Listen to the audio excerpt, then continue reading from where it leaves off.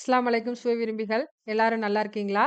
இன்னைக்கு நம்ம ஒரு ஈவினிங் ஸ்நாக்ஸ் கோதுமை கச்சாயம் செய்ய போறோம். மிக்ஸி ஜார்ல அரை மூடி தேங்காய், 4 ஏலக்காய் சேர்த்து நல்லா அரைச்சு எடுத்துக்கோங்க. மிக்சிங் பவுல் எடுத்து நல்லா கனிஞ்ச வாழைப்பழமா 3 சேர்த்துக்கோங்க. கொஞ்சமா உப்பு, 2 கப் அளவு கோதுமை மாவு இதெல்லாம் சேர்த்து நல்லா மிக்ஸ் பண்ணிட்டு கொஞ்சம் கொஞ்சமா தண்ணி தெளிச்சு நல்லா பிசைஞ்சு எடுத்துக்கோங்க. மிக்ஸி ஜார்ல அரைச்சு வச்சிருக்கிற தேங்காய், ஏலக்காய் இதோட சேர்த்து நல்லா கலந்து விடுங்க.